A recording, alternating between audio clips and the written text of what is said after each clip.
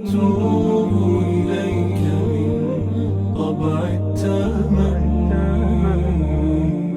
أعوذ بالله من الشيطان الرجيم. بسم الله الرحمن الرحيم. إن الحمد لله نحمده ونستعينه ونستغفره ونعوذ بالله من شرور أنفسنا ومن سيئات أعمالنا.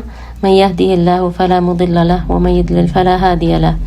وأشهد أن لا إله إلا الله وحده لا شريك له وأشهد أن محمدا عبده ورسوله. رب اشرح لي صدري ويسر لي أمري واحلل عقدة من لساني يفقه قولي. Jazakumullahu khairan, all of you, for attending and for making time to listen to a reminder about Ramadan.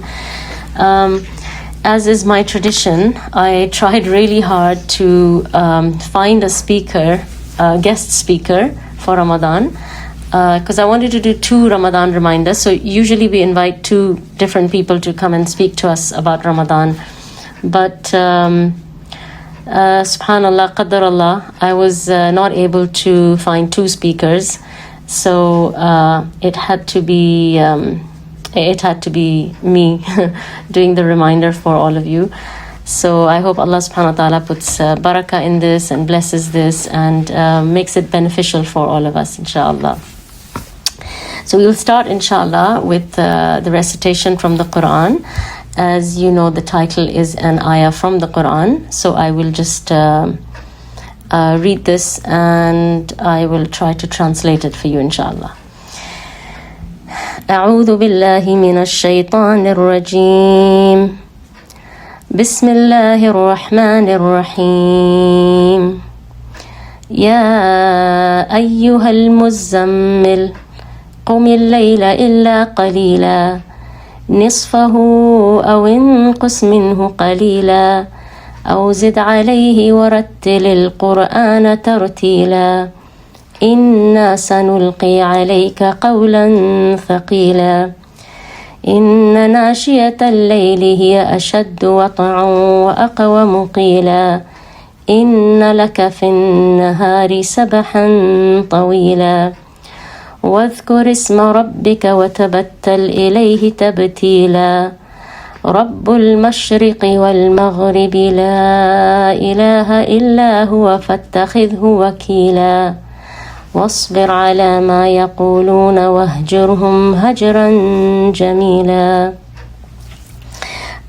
These are just some of the verses, not the entire surah, but I will just translate it for you so that you know what I recited, and it will include the verse that is part of the title of today's dars, inshallah. Okay.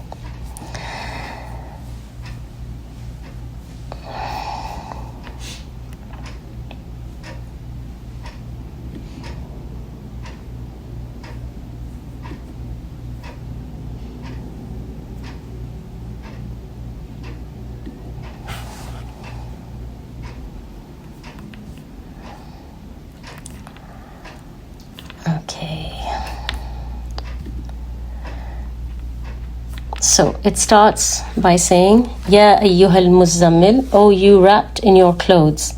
Qum al-layla illa qalila, stand all night in prayer except a little. Nisfahu aw inqus minhu qalila, pray half the night or a little less. Aw zid alayhi wa rattil al-Qur'ana tartila, or a little more, and recite the Quran properly in a measured way, with tartil. Inna sanulqi alayka qawlan thaqila, for we will soon send upon you a weighty revelation. Inna nashiyata al-layli hiya ashaddu wat'an wa aqwamu qila. Indeed, worship in the night is more impactful and suitable for recitation. Inna laka fin nahari sabhan tawila, for during the day you are overoccupied with worldly duties. Wadhkur isma rabbika وَتَبَتَّلْ إِلَيْهِ تَبْتِيلًا.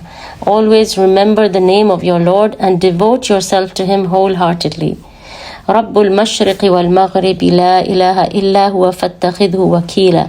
He is the Lord of the East and the West. There is no God worthy of worship except Him, so take Him alone as a trustee of affairs. وَاصْبِرْ عَلَى مَا يَقُولُونَ وَاهْجُرْهُمْ هَجْرًا جَمِيلًا. Be patient, O Prophet, with what they say, and depart from them courteously. And the surah goes on. So,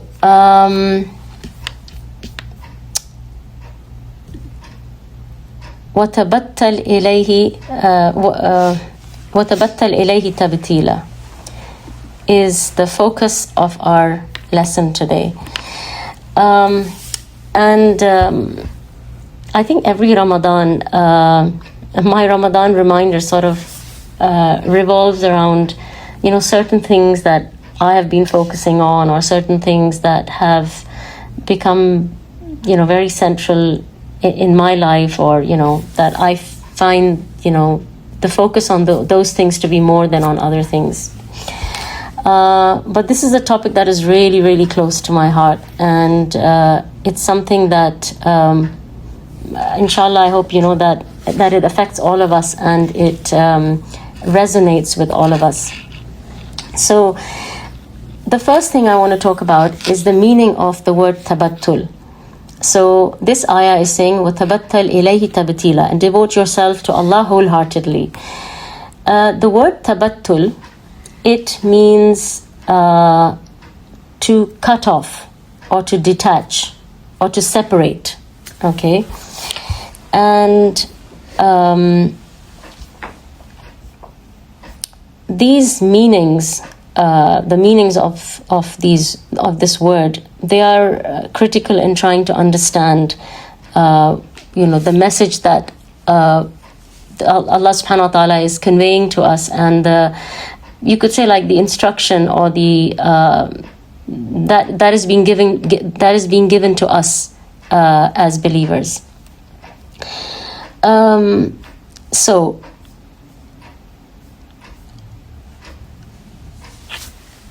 Allah is not telling us just to do more than we normally do in Ramadan, but He is actually giving us a deeper message. He is telling us to let go of our worldly attachments and our worldly distractions.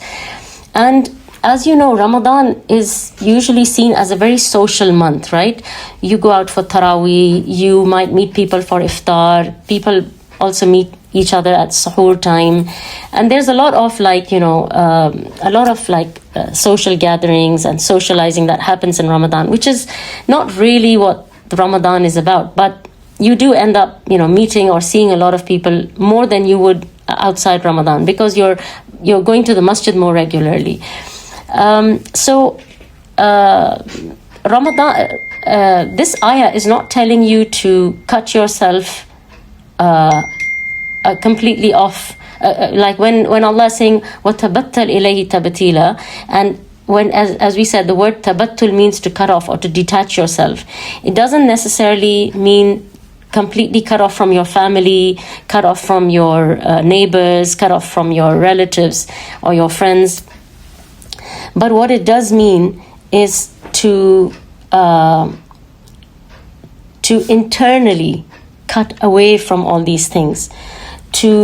Ramadan is not about withdrawing from the world, but it is about withdrawing your heart from everything except Allah. So when you withdraw your heart from everything, that means by default that you can devote your heart now completely and entirely to Allah subhanahu wa ta'ala. There is a physical detachment as well in Ramadan. Like we are physically giving up food, water, intimate relations. We are, on an extra guard with our eyes, with our ears, with our tongues. So we are doing that kind of physical detachment from the normal things that we're doing. Like we might normally watch movies or spend a lot of time scrolling on social media, and we're trying to cut away from all these things. But the main detachment that will affect and it will impact your ibadah and impact your Ramadan and what you get out of this Ramadan is actually the internal detachment from everything, so that it is now available to be attached completely to Allah subhanahu wa ta'ala. So what Allah is saying is that you separate your heart completely from the creation and you fill it with the love of Allah subhanahu wa ta'ala. And you fill it with all those things that bring you closer to Allah subhanahu wa ta'ala and that earn you His pleasure. So, although our entire life is just about us and Allah, but we have a lot of distractions and people and relationships and family and careers and exams and studies and whatnot, right? But this month is the month where you put all of that on hold and you put all of that on pause and you actually try to focus on your actual purpose of being here and connecting or reconnecting with Allah and reorienting your heart towards Allah subhanahu wa ta'ala. So it's really finding the correct center of gravity for your soul, right? That's what tabattul does. And when we worship Allah in Ramadan or outside Ramadan, but particularly in Ramadan, we don't want that worship to just be a physical worship, just be the worship of our limbs, of our tongue, of our actions, because there's a lot of physical worship that goes on in Ramadan, right? Physically, you're leaving food, you are doing a lot of salah, you are giving sadaqah, you're doing different kinds of things, reciting Quran, right? There's a lot of visible ibadah that you're doing. But that's not the only thing that we should be focusing on, right? There should be more than that we are doing and more than that we're getting. And also, if you think about it, there's only a certain number of hours that we can do those things, right? You can recite Quran for a certain number of hours. You will leave food for a certain number of hours. You will pray for a certain number of hours. What about the rest of the time, right? If all our focus is supposed to be on Allah throughout Ramadan, and we want to live up to this ayah, وَتَبَتَّلْ إِلَيْهِ تَبْتِيلًا, how do we entirely focus on Allah subhanahu wa ta'ala? Because the focus of the heart is what should be the primary focus, and everything else follows, right? And a lot of the times that's what gets neglected. And so we find a lot of emptiness in what we do, right? And we will talk a little bit more about this in a little while, but we find that a lot of what we're doing is just a shell of actions, and we don't feel affected by those actions. Like you recite Quran, and when you close it and put it away, you still feel sort of empty, or you still feel distressed or distracted, or you feel that you can only recite Quran for 5 or 10 minutes and then you need a break, you need to do something else, then you'll come back to the Quran. Or when you pray, you just feel like you just want to get your prayer done and you want to go and do something else.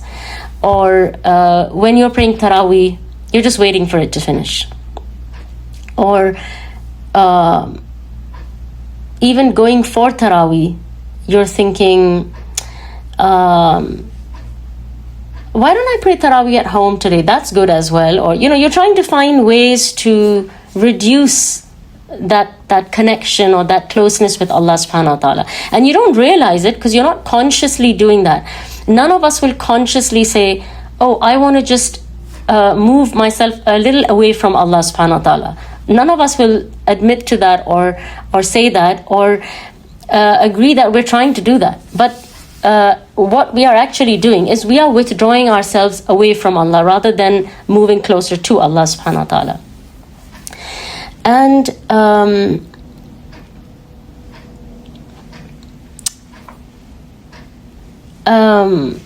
we don't realize that a lot of these effects, a lot of these, the cause of a lot of these kind of outcomes is within our heart, right? It is all inside here. And that is because our heart has a limited capacity. Okay?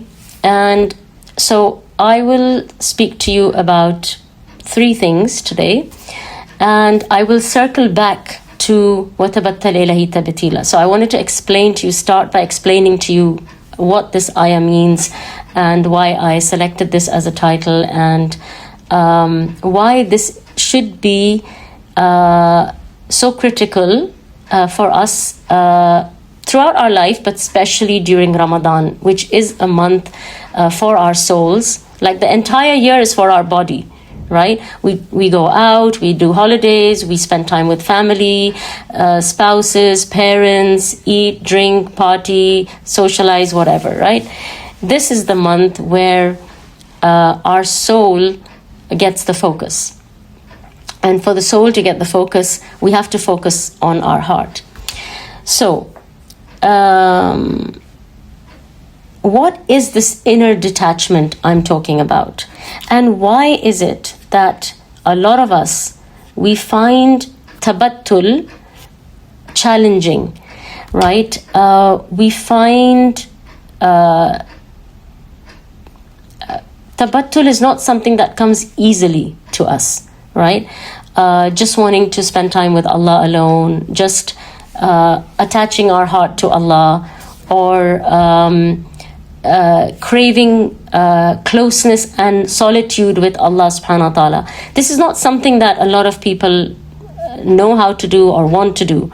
A lot of people, they will spend some time on their own, but they want to spend a lot of their time, amongst other people. So the first thing I want you to ask yourself is, what is your objective this Ramadan?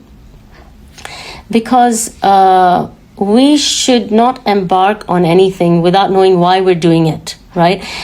Life is too short to be aimless and do things mindlessly. We should have aims, goals, objectives, and that's the way we can try and achieve those aims and goals. If we go into something not knowing why we're doing this or what we want out of this activity, then we will be at a loss, right? So, even when you do things like, going on a holiday, you're going on a holiday because you need to relax. So you know now that I'm going on this trip because I need to unwind and I need a break. Or if you go to the cinema, you say, oh, I'm going there because I want to watch a movie. Like, you know why you're doing something. So we need to know that when Ramadan comes, what is my objective? What do I want from this Ramadan? And I want to just briefly just hear from you what, at least 3 people, if you can just unmute yourselves or write in the chat box and tell me, what would you say is your objective? What would you say is something that you want to get from this Ramadan?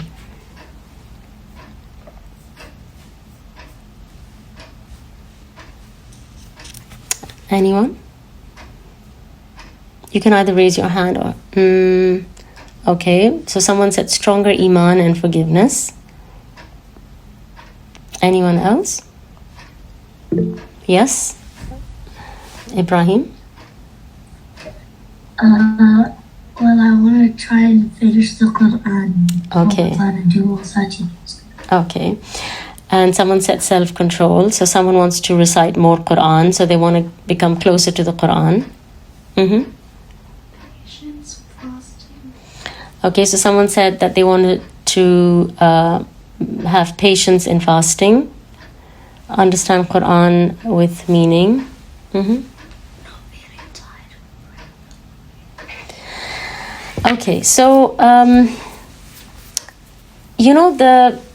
one of the central things, purposes of anything that we experience, and that includes something like Ramadan or different challenges that we experience in our life, in relationships, in career, the highs and lows of life, deaths, births, marriages, breakups, makeups, name it, all sorts of things that we experience in life, right? There is one,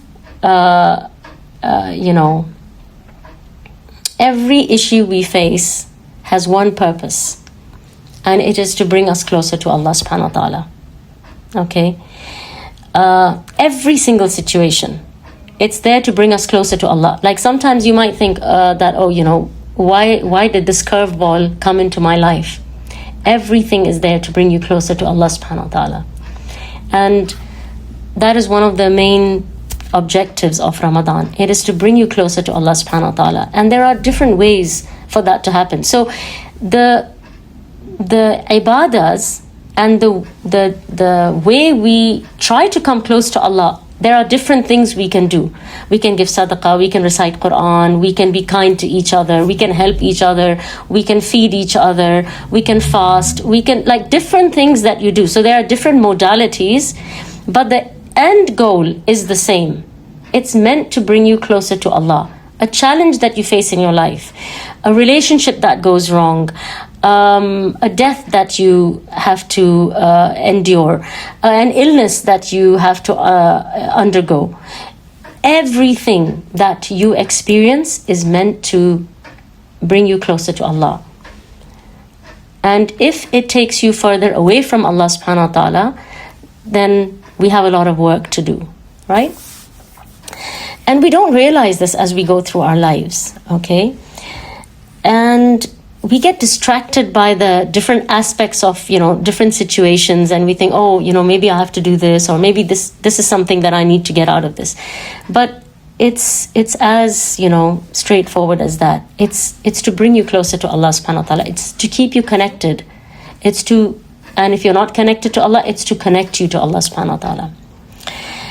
And Ramadan especially, it gives you tarbiyah for the rest of the year. It shapes who you are and who you are going to become. And that's why it is so critical that we can see how critical these days are for us, because they are going to shape how we spend the rest of the year until we get to the next Ramadan. It is critical how we spend our time during these days, and that we set the right objectives to be able to achieve that end goal. Okay? You know, if a person dies and they were asked what they want, one of the things they would say is, I want 1 day of Ramadan. Can you imagine? They want 1 day of Ramadan. They're not asking for more than that. Allah has now given you 30 days of Ramadan. So imagine a person in their grave, they want just 1 more day. 1 day to do something. Because these days are so blessed, they are filled with so much khair and barakah. Imagine a time where the gates of the hellfire are closed.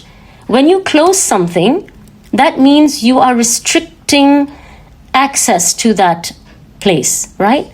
Imagine Allah subhanahu wa ta'ala, He is repelling people from Ramadan.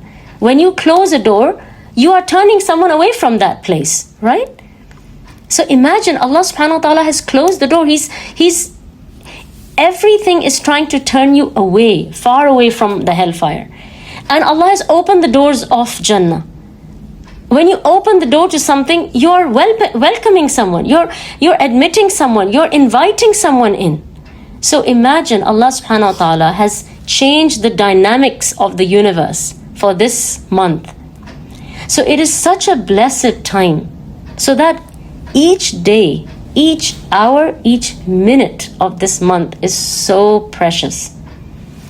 And there is so much khair that even the dead person knows that if I could get 1 day of Ramadan, I might be able to flip the balance. I might be able to change what I have ended up with, right? And, you know, 1 salah, 1 qiyam, 1 fast, 1 page of recitation of Quran is meant to change you. It's meant to have a considerable impact on you.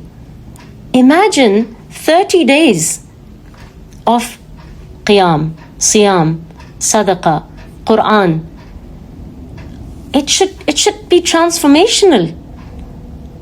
If 1 qiyam or 1 page of Quran is meant to have an effect on us, and it's supposed to, you know, feed our soul and change us and make us better and, you know, enlighten us from inside, then what about 30 days of that kind of ibadah? Now,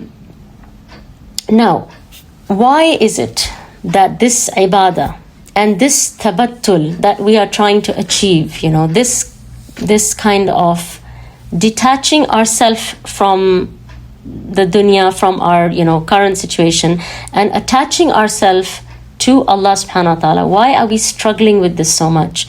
Why do we find it difficult to do that? And why is it that a lot of the ibadah we do it feels empty, or it feels like it didn't change anything, it didn't impact us?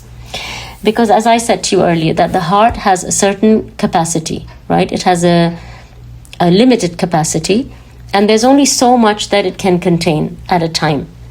And when your heart is filled with people, situations, relationships, career, problems, issues, this, that, if you pack all that into your heart, along with resentment, grudges, hate, jealousies,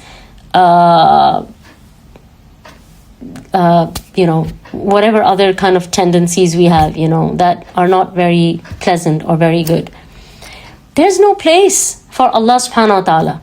There's no place for Allah's words.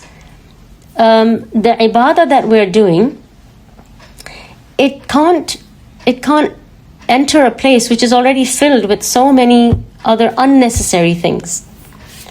So the first thing that we need to do is we need to establish tawheed of the heart.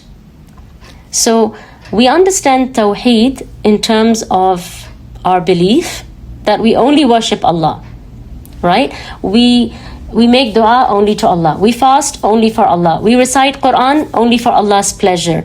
We are nice to each other only for Allah's pleasure. So we've established tawheed in our actions, right? We need to establish tawheed in our heart. And how does that happen? Imagine that our heart has certain actions, right? Our heart also has actions. Just like we have actions, our heart has actions. So imagine that there are rays going outwards from our heart in all directions. So my relationship with such and such, I need to get back at such and such. I've had this loss and I need to deal with this situation. I've had this problem, I've had that, I need to do this. So there's these rays, the actions of our hearts are scattered. We are scattered because of our heart, because the heart is the king of the body. And as the Prophet ﷺ, he said that there is a piece of flesh in our body. If it is good, then the entire body is good. And if it is bad, the entire body suffers, right? So, and what is that? That is the heart. So if our heart is scattered, we are scattered, right? But if we were to gather all of these rays, all of these different things that our heart is going everywhere, and we were to gather all this and point it upwards to Allah subhanahu wa ta'ala, so that all of these things are going up to Allah subhanahu wa ta'ala. Any situation that you have, you gather it and you direct it towards Allah subhanahu wa ta'ala. And what do I mean by that? First of all, that is helping you to achieve tawheed in your heart, right? So you have tawheed on your tongue, right? You're professing the shahada and the oneness of Allah subhanahu wa ta'ala, and that everything you do is for Allah. Your actions, they're trying to do everything for Allah subhanahu wa ta'ala. You need to gather your heart. And that is going to determine a lot of other things, and it's going to determine the outcome and the feelings that you have towards those actions.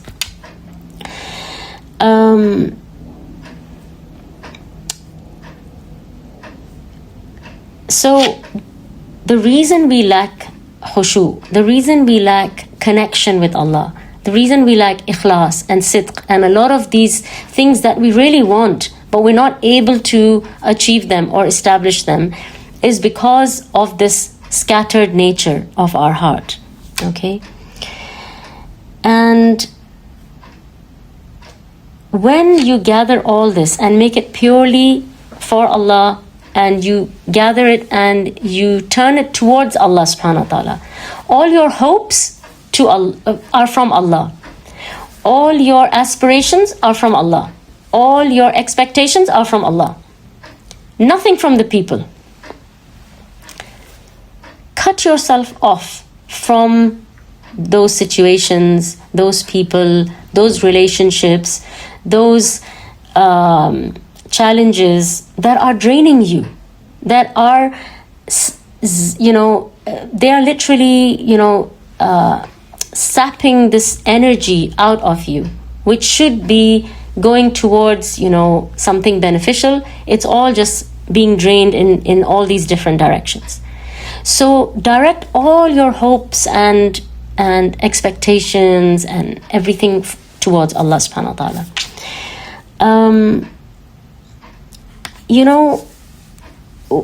What does that look in real time? Like when I say that, direct everything towards Allah, what does that look in reality? Like practically, what does that look like? So if I have a small example, if I have a headache, okay, a lot of people, they will say, I have a really bad headache. I need to have a Panadol or paracetamol or whatever you call it, right? And you're going to go open your Panadol and pop it in. But before you do that, the first thing we should do when we have anything, like something small like a headache, the Sahaba, if the strap of their sandal would break, they were so connected and close to Allah subhanahu wa ta'ala that even that small musibah or that small, challenge, they would ask Allah subhanahu wa ta'ala, right? So whether it is something small, the gas in your house has finished, something, mundane like that, turn to Allah first. Make istighfar, ask Allah subhanahu wa ta'ala to solve your problem. And then do whatever asbab you need to do, like make a phone call and, go online to order it or whatever. You have a headache, recite Fatiha, ask Allah subhanahu wa ta'ala to relieve your headache. Then do whatever you have to do. Additionally to that, Allah is Al-Awwal, and He should always be Al-Awwal in our lives, whether it is Ramadan or it is not Ramadan. And that will only start happening if He is present in our hearts. But if our hearts are filled with people, situations, problems, challenges, people, and more people, then we're just always going to be drowning, and our energy is just always going to get drained with this, this situation that we're in, and the scattered situation that our heart is in. Take all your expectations away from people, from doctors, from lawyers, from friends, from neighbors, from relatives. Don't expect anything from anyone. Expect from Allah subhanahu wa ta'ala. Look at the beauty and the perfection of Ibrahim alayhi salam's tawakkul and his expectation from Allah subhanahu wa ta'ala alone. When his people are throwing him into the fire, and the angel comes, and the angel hasn't just come on his own, right? If an angel comes to you, the angel must be sent from Allah subhanahu wa ta'ala. Angels don't do whatever they want. They only do what Allah orders them to do. And the angel comes to him and says that, do you want anything? And he says, from you, I don't want anything, but from Allah. I mean, can you imagine that level of tawakkul, that level of closeness with Allah subhanahu wa ta'ala, that the strength of that connection with Allah subhanahu wa ta'ala, that you're about to land in the fire, but all you're thinking of is Allah. All you're thinking is, I don't want anything from anyone. No one can do anything for me. Only Allah can. And I only want from Allah. Like even Allah's, messengers who, the angels are like messengers, like they're taking messages from Allah subhanahu wa ta'ala to the human being. He's not even asking an angel. Like in that situation, one would think, oh, you know what, I'm about to go into the fire. Yeah, can you just somehow save me from this, or, take this away, or take me away from it, or something. Subhanallah, I mean, Ibrahim alayhi salam does not get the title of Khalilullah just like that. Our aim this Ramadan should be to be from the Habaib of Allah subhanahu wa ta'ala, to be from the beloved of Allah subhanahu wa ta'ala. And you can't just become a beloved just like that, right? You can't just sit and claim love from someone. And we know that Allah subhanahu wa ta'ala, He will never let any harm come to someone who is a Habib for Him, right? He will never throw His Habib into the fire. He will never let any distress or difficulty or anything bad happen to His Habib. So that should be our aim, our objective, our goal, to become so close to Allah subhanahu wa ta'ala, to become so closely connected to Allah subhanahu wa ta'ala, that He's the first thing on our mind and He is the last thing on our mind. And in between there might be, some dunya things that we have to, turn to because we're in the dunya and we're human beings. But that should be our primary point of contact.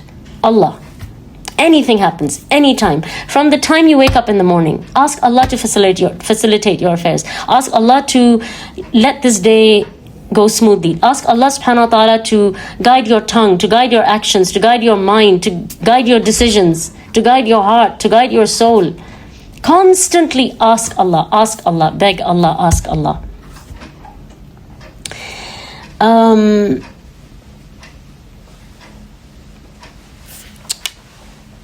Since I'm telling you about asking Allah, okay, I'm going to come back to asking Allah, okay, because that's a separate point and I don't want to get ahead of myself.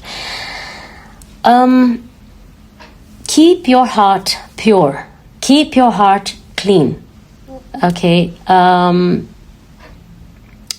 Especially from the diseases of the heart. Hatred, jealousy, disappointment, grudges, resentment, whatever else you can think of that is not a good thing and does not deserve place in your heart. Your heart is precious. It is an extremely precious blessing that Allah has given you. And be selfish with the space inside your heart. That space inside your heart is not for anyone and everyone. It's not a free-for-all. Don't let filth and toxicity and negativity and these kind of things enter your heart and pollute it. You want to meet Allah with a qalbun salim, right? We have to start working on that now. If Allah took us now, or Allah took us in 10 minutes, or Allah took us in 10 hours, can we say that we will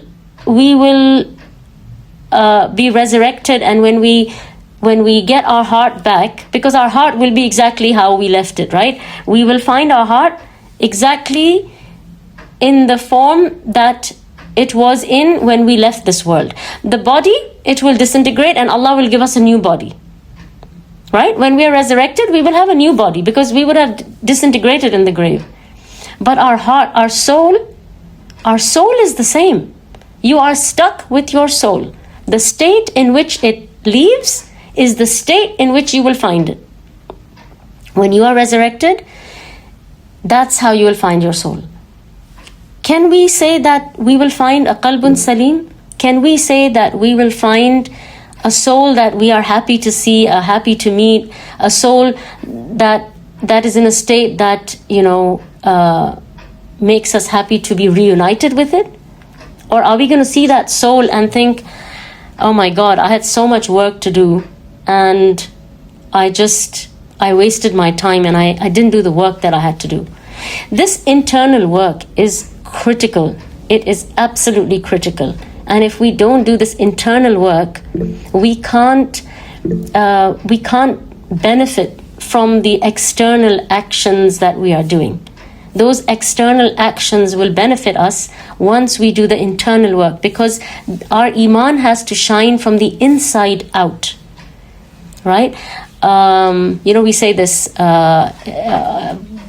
even about we used to say about skin diseases when we're studying medicine, that a lot of these topical medicines that people ask you to apply, oh, you've got a rash, apply this cream and apply this topical medication, they don't help because Ibrahim, can you please put your hand down? I'm not taking any questions right now.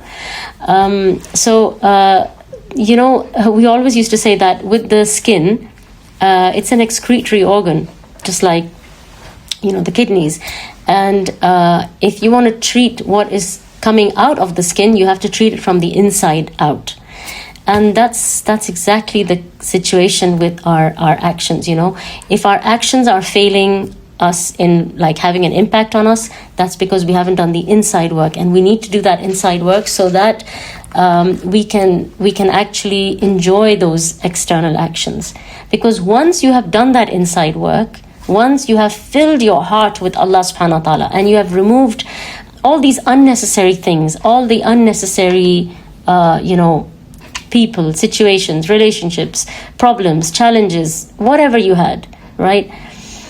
You can't completely discard them from your life, but I will tell you what I mean when I say that remove them. For now, just remove them from your heart, right? And just keep that space. Be selfish with that space. It's precious. Keep it only for Allah subhanahu wa ta'ala. And keep that space for what benefits you the most. And that is Allah subhanahu wa ta'ala. Okay? And as for, people and situations, wa'fu wasfahu. Try your best to don't retaliate, turn away, overlook as much as you can. And immerse yourself in your ibadah. Immerse yourself in what is important. Immerse yourself with the Quran, understanding the Quran, learning Allah's names, learning who Allah is. Busy yourself with. There is so much work to be done. There is so much knowledge to be gained. How many of us can say, oh, I studied Allah's names and I know everything? No matter how much we study, there is so much more to study. There is so much to do. How do we have time to give to all these unnecessary situations?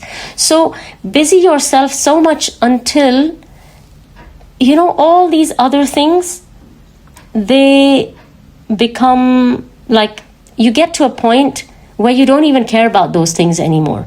You become so busy, and as you become busy, as you learn about Allah, you increase in your love for Allah. You increase in your closeness with Allah subhanahu wa ta'ala, so much so that you don't get that pleasure from anything like you get it from spending time with Allah subhanahu wa ta'ala.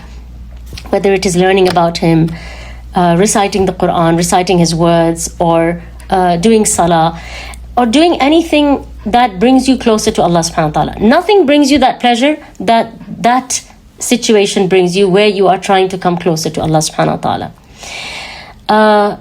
You get to a point, and I know that right now these things are a bit like vague in your head, because you can't love someone that you don't know, right? If I said to you that if you looked out of your window and you saw some woman walking past, and I said, how much do you love that woman?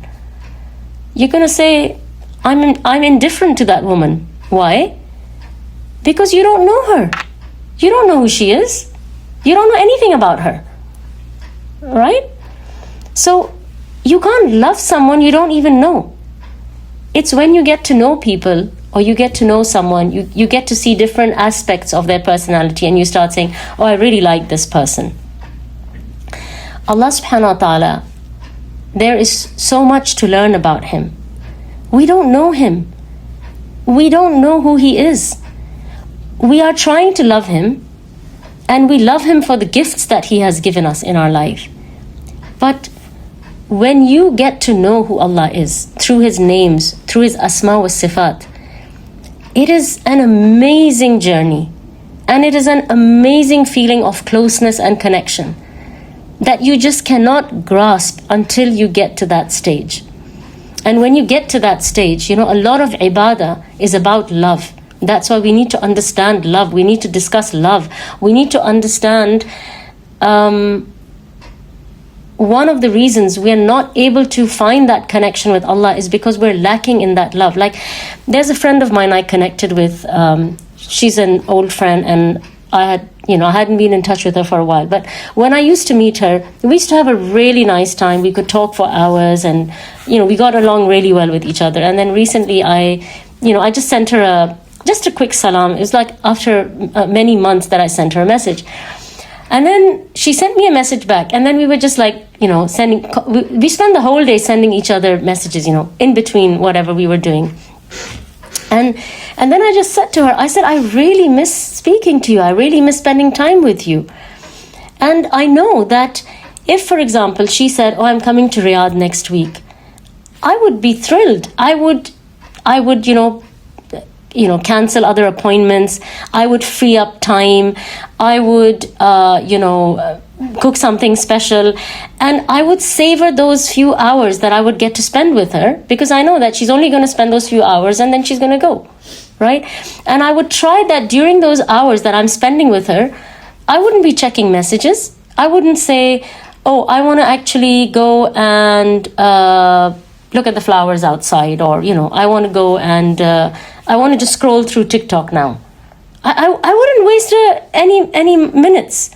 I would just say, oh, I'm seeing you after such a long time. I just want to spend time with you. I want to talk to you and catch up, and how is this, or what about that, and what became of that, or whatever it is that I want to speak to her about, right?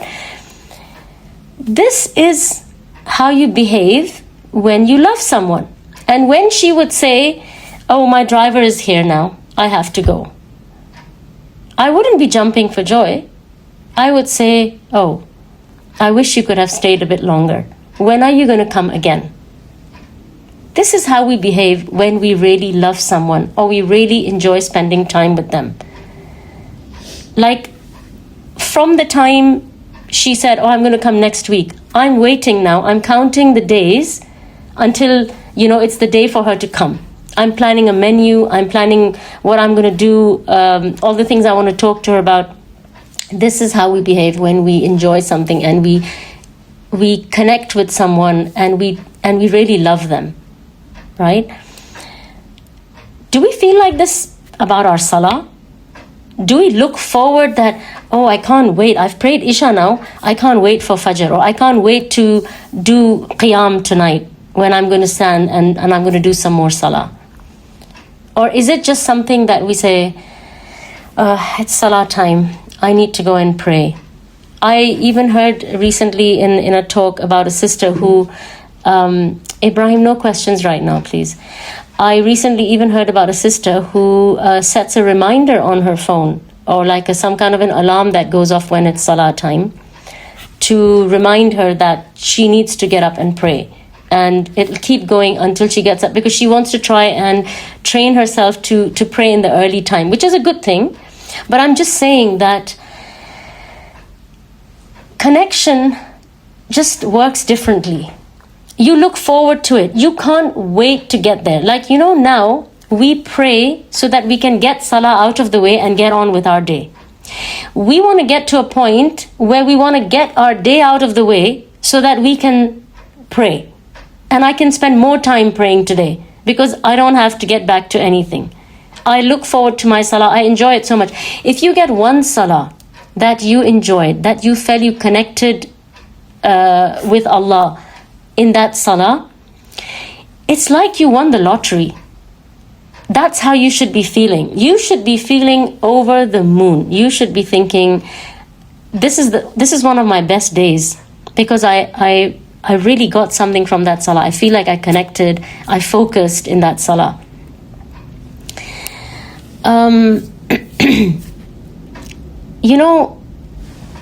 Romeo, he didn't need to put a reminder to think about Juliet, right?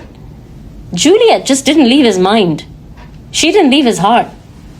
He had to make an effort not to think about her, because that's all he thinks about.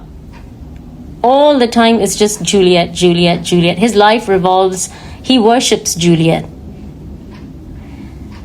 Do we really worship Allah? Does our life revolve around Allah, Allah? Is that what goes through our mind all the time?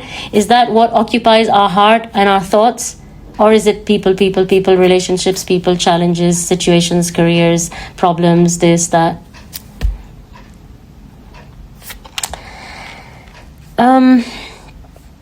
So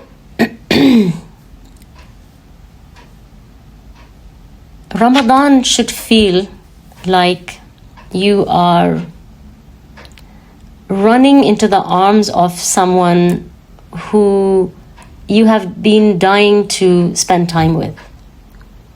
You know, someone you like, you know, when you get married and then once a year you get to go and visit your parents and stay with them, and you're looking forward to that. You're so excited you're going to get this month to just spend with your mom and dad. It should feel like coming home. It should feel like, you know, finally I'm getting to spend time with Allah. I'm getting to do tabattul with Allah subhanahu wa ta'ala. That's what it should really feel like. It should be something that we just wait and can't wait to get to. And literally, as I said, like, you know, it's like a refuge, you know.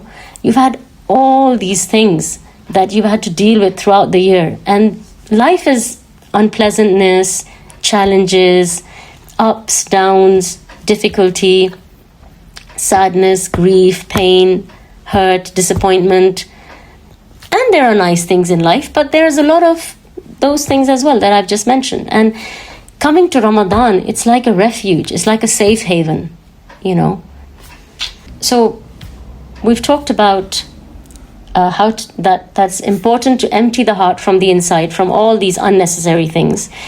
We've talked about how a lack of love of Allah can impact the way we enter Ramadan and what we get out of Ramadan. And the third thing that is connected to the heart is istighfar. So the heart has an inside and it has an outside. So the inside is filled with all these unnecessary things which we want to remove, right? But we also need to worry about the outside of the heart. So the outside of the heart, it gets what is called a ran. It gets a coating, a black cover that comes every time you commit a sin. A black spot appears on your heart. And that spot gets bigger and bigger and bigger until it gets like, almost like, you know, if you were to, you know, take a button, for example, and put duct tape around that button many times, right? Now, if you put that button with that duct tape wrapped around it, and you put it in a bowl and you poured water onto that button, is that button going to get wet? The water is not even going to reach that button. It's covered in layers and layers of duct tape. That's what happens to our heart. Our heart gets covered in layers and layers and layers of sin. So the Quran, which is the word of Allah subhanahu wa ta'ala, Taraweeh, Salah, Ibadah, fasting, all these ibadahs, they don't penetrate the heart because it has this thick coating, this thick covering on the outside.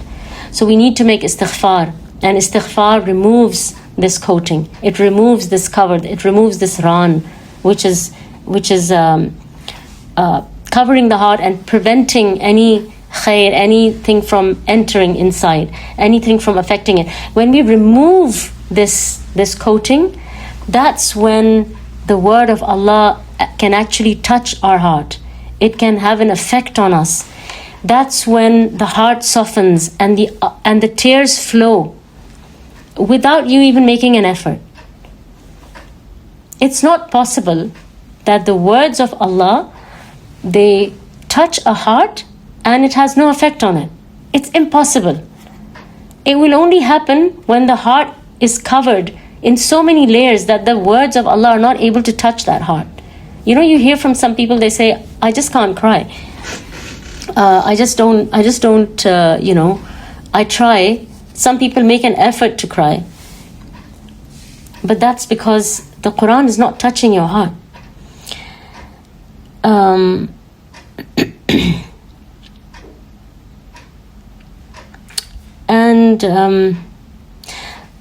You know, the Quran istighfar is the polish of the heart. They call it the polish of the heart. It's like, you know, when you want to beautify the heart with the Quran, but you need to clean it first. So, for example, if I want to apply makeup, first I'm not very familiar with makeup, so I might say something wrong here. But I think you're supposed to cleanse your skin, and you're supposed to clean it, and you're supposed to just like wash it, or remove anything that is already there, right? And once you have cleaned it completely, then you start applying whatever makeup you want to apply, right? So you can't beautify something unless you have removed the dirt from it first. It's important that you remove those layers before you beautify it with the Quran. So the istighfar, it polishes and cleans the heart, and then you beautify it with the Quran. Now, the next thing the last thing that I wanted to talk to you about before I go back to the word tabattul is I wanted to talk to you about dua. And Allah subhanahu wa ta'ala has sandwiched the ayah about dua in the middle of the verses of fasting in the Quran. If you see how it is positioned, the verse about dua is positioned between the verses of siyam. And Allah subhanahu wa ta'ala says in that verse, بعد أعوذ بالله من الشيطان الرجيم وإذا سألك عبادي عني فإني قريب أجيب دعوة الداعي إذا دعان. So Allah subhanahu wa ta'ala is saying, if my servant asks you about me, verily I am close. I answer him, I answer his call if he calls upon me. The only condition Allah subhanahu wa ta'ala has put in this ayah in answering your dua is if he asks me. So the only barrier between you and Allah is your asking him. So the positioning of this ayah, it seems, is stressing that one of the you could say innermost things that you can do while you are fasting is dua. And as you know, dua keeps you constantly connected with Allah, because you're constantly asking, communicating with Allah subhanahu wa ta'ala, right? You keep asking Allah, that means you're connected with him, you are close to him. And don't neglect dua, because a lot of the times we get busy with a lot of other things and we forget dua. So don't neglect dua, because dua is one of the best ibadahs to do while you are fasting. And remember that you will find Allah as you think of him. So don't think that, oh, I've made dua, Allah doesn't answer this dua. Allah subhanahu wa ta'ala can either protect you from a similar harm for whatever you're asking, or he can grant you what you are asking him for, or he can multiply whatever you're asking for and save it for you on the Day of Judgment. So imagine on the Day of Judgment, you come on the Day of Judgment, and in your scales you've got your good actions and your sins being piled on. Okay, so your sins are going on, and then your good actions are going on, and then there is this huge stack of deeds that gets piled into your good deeds, and you don't even know what that is. You're confused. You're thinking, what is all these good deeds that have come into my scales, which have maybe made the balance really heavy? And it will be said, these are your du'as that were not answered in the world, and they were multiplied and are given to you now. So much so that the believer will wish that none of his du'as had been answered in this world. So imagine being in that situation where any of your du'as that were not answered, Allah saved them for the akhirah. So remember, when you ask Allah subhanahu wa ta'ala, be certain that Allah will respond. But how he responds, that's up to him. That's not up to you, right? You can't dictate that. But as long as you remember that my dua will be responded to, keep asking, keep knocking Allah subhanahu wa ta'ala's door. And Allah subhanahu wa ta'ala is so kind, he's so generous. Imagine, the happiness or the ecstasy that we will feel to see all these extra good deeds which we don't even know where they came from, and they will be all our unanswered du'as. That brings me to the end of what I wanted to share with you, and I wanted to just end by just, wrapping up and closing off, tying back with the word tabattul. That this month is for tabattul. It's for this internal detachment from everything. Externally, we have to deal with what we have to deal with. We're in this world, we have relationships, we have children, we have husbands, parents, neighbors, careers, jobs, studies, etc. But inside, just strengthen your connection with Allah subhanahu wa ta'ala. Learn more about who Allah subhanahu wa ta'ala is. And when Allah repeats, وَتَبَتَّلْ إِلَيْهِ تَبَتِيلًا. So Allah is saying, detach yourself and devote yourself completely to Him. So this repetition, it intensifies the command.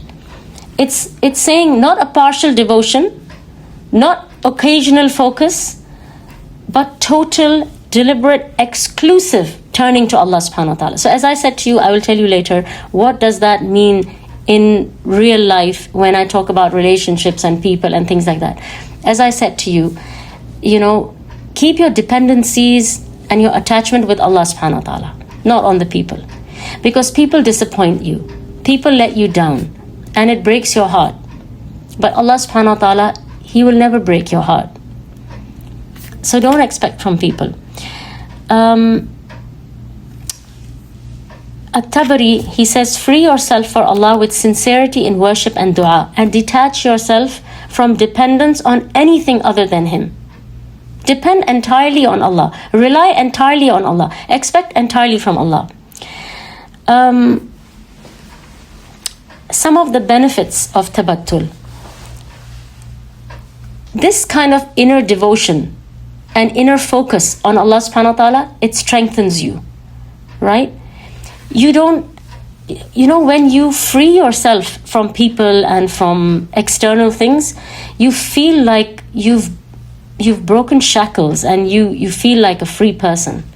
It strengthens you. It gives you strength, inner strength, outer strength. And this exclusive connection with Allah subhanahu wa ta'ala, it makes you resilient. People can say what they want. Situations can happen. Ups and downs will happen. But it keeps you resilient because you stay close to Allah subhanahu wa ta'ala. You trust Allah subhanahu wa ta'ala. You know that Allah subhanahu wa ta'ala, as long as Allah is on your side, you have nothing to worry about. And that's what you need to worry about. That's the only thing you need to take care of. We can't control the weather. We can't control our life and what happens. All we have to do is to make sure that we are connected with Allah and our situation with Allah is good. So, spiritually, our salah becomes more sincere with tabattul, especially the night prayer. Our dhikr that we do it with the presence of heart. When you say astaghfirullah wa atubu ilay, astaghfirullah wa atubu ilay, you actually mean astaghfirullah wa atubu ilay. When you say alhamdulillah, alhamdulillah, alhamdulillah, you actually mean, Ya Allah, all praise is for you. It's for no one else. It's for nothing else. Because you have done tabattul. You have disconnected yourself from everything else internally. All praise is for Allah. All your hamd is for Allah. All your takbir is for Allah subhanahu wa ta'ala. Everything is for Allah subhanahu wa ta'ala. And your dua is not with desperation that I want this from this person, or I need this to happen, I need that outcome. You leave the outcomes to Allah subhanahu wa ta'ala. Your dua is with reliance on Allah. I have made dua, Allah subhanahu wa ta'ala will fix this in the best way. You don't know how that's going to happen, but you trust that He will do it in the best way. There isn't enough time for me to go into details, but obviously each of these things, has more depth. It has more explanation, but due to lack of time, I'm just going to go through this. Emotionally, you don't need people's approval. You don't need somebody to validate you or to approve of what you are doing or what you are saying. Your validation comes from Allah subhanahu wa ta'ala. You just want Allah's pleasure, right? People are fickle. People will sing praises of sinful people. So you can see that people's praise doesn't really mean anything. Today they'll praise you, tomorrow they'll backbite you. So you want your approval and your acceptance from Allah subhanahu wa ta'ala. You won't collapse when people disappoint you because of tabattul, right? You have disconnected internally from your dependence on people. So when people disappoint you, you just think, you ask Al-Jabbar to help you, to take away your sadness, to fix you. All your connection is with Allah subhanahu wa ta'ala. And you seek comfort from Allah first. Before anything else, before seeking it from anywhere else, you go to Allah. And then naturally as human beings, you talk to your husband, you talk to your friends, you talk to a therapist, you talk to a neighbor, you talk to your mom, whoever else you would talk to. But the first turning point for you, the first point of contact is Allah subhanahu wa ta'ala. That's your emergency contact number, right? That is Allah subhanahu wa ta'ala for everything. And internally, you love people. Tabattul does not mean that you don't love anyone, that now you hate everyone. That's not what tabattul means. Tabattul means that you love people, but you don't rely on them. You don't depend on them. You don't become attached to them. You love them. You care about them. You take care of them. You try to make them happy. You try to do things for them. You give gifts. You do all the things that you would do, but you don't depend on them. And that's why if they disappoint you, you don't collapse, because your dependence was on Allah subhanahu wa ta'ala. Your attachment was with Allah subhanahu wa ta'ala. Your connection, your firm connection is with Allah subhanahu wa ta'ala. And you trust Allah for all outcomes. These are some of the internal fruits of tabattul. And most of us today are exhausted, not because we do too much, but because our hearts are over attached, our hearts are overworked because of a lot of these, scattered situations that we are in. So preserve your energy for something that is more beneficial, for something that is more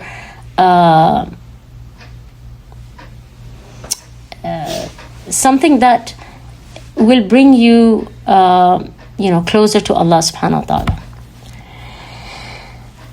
And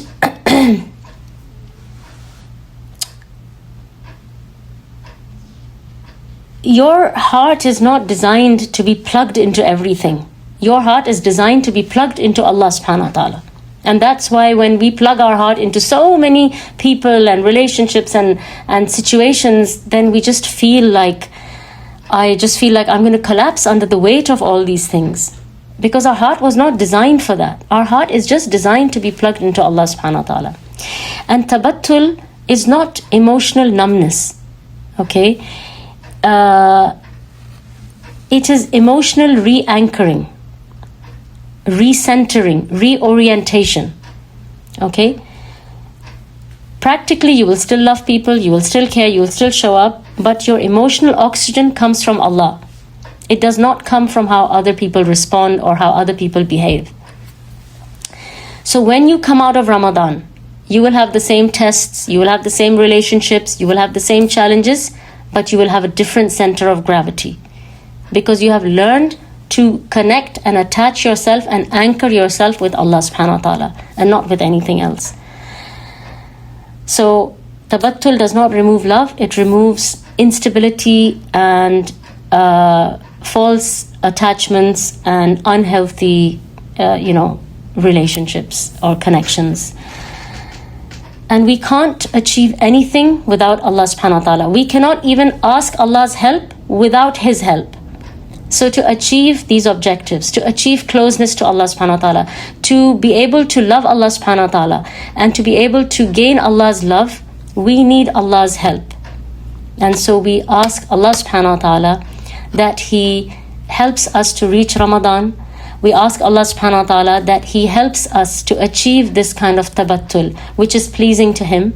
We ask Allah subhanahu wa ta'ala to help us to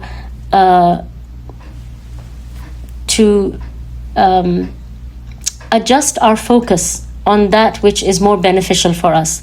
We ask Allah subhanahu wa ta'ala to help us to come closer to Him, to earn His pleasure, and to become amongst His most beloved of slaves. وسبحانك اللهم وبحمدك أشهد أن لا إله إلا أنت أستغفرك وأتوب إليك والسلام عليكم ورحمة الله وبركاته. أشتكي لله مني فيا ربي أعني أجرني